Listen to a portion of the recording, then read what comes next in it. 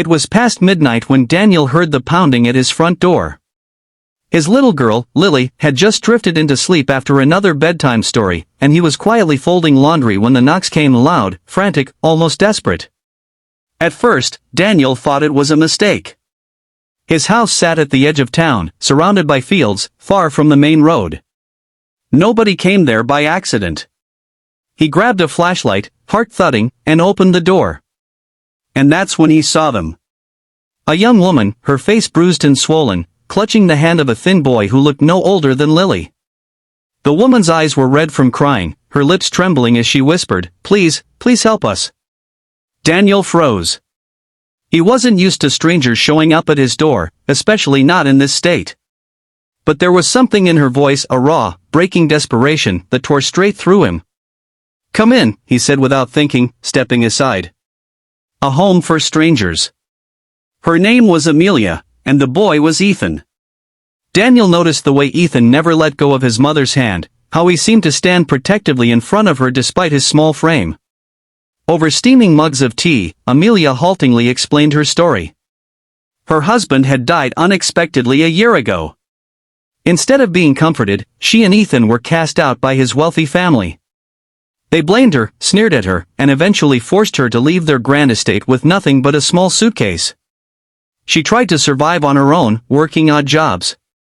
But when she stood up to one of her in-laws who kept harassing her, he lashed out violently. That's how she ended up beaten, with nowhere else to go.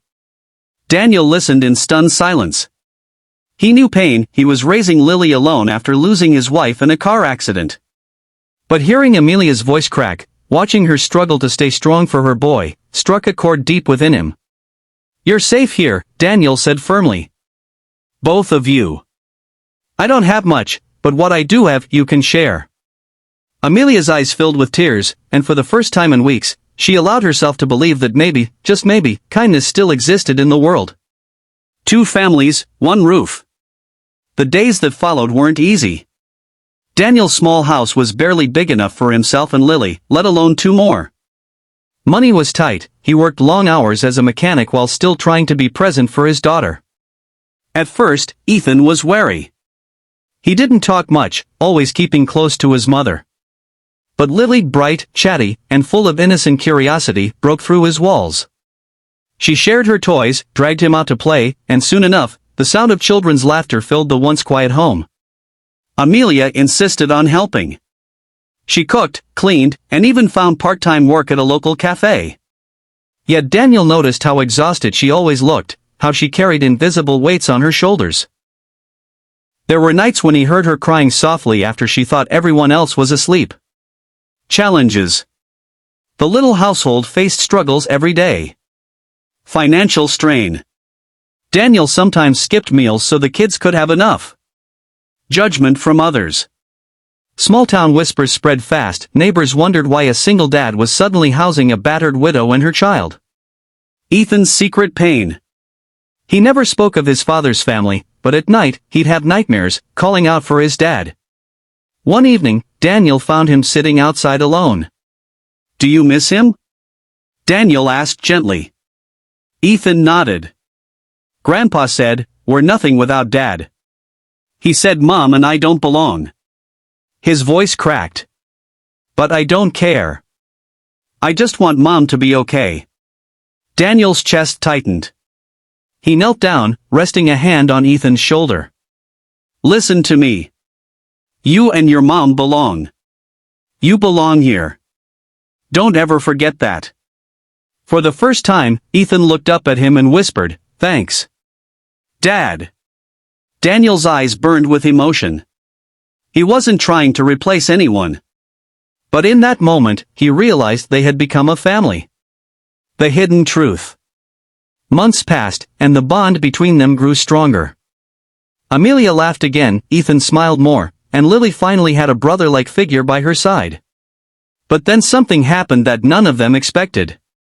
One afternoon, a sleek black car pulled up outside the little house. A man in a sharp suit stepped out, carrying papers. He introduced himself as a lawyer. "I've been searching for Amelia and Ethan," he said. "Ethan's grandfather passed away.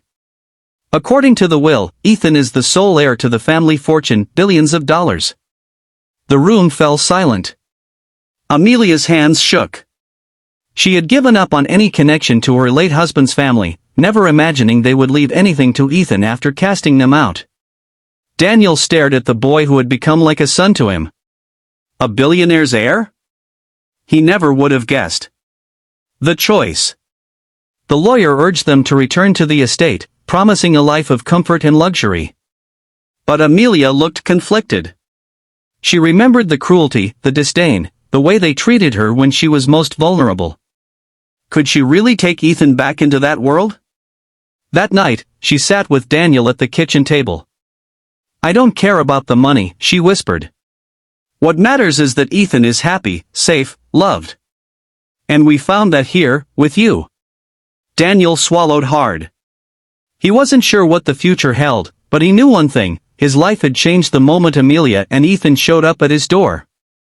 Resolution. In the end, Amelia decided to accept the inheritance, not for herself, but for Ethan's future. But she refused to move back into the mansion filled with bitter memories. Instead, she invested in building a better home right where they were, ensuring Daniel and Lily would always be part of their family. Together, they turned hardship into hope. Daniel no longer carried his burdens alone. Amelia no longer lived in fear. And Ethan learned that true wealth wasn't measured in billions, it was measured in love, safety, and belonging.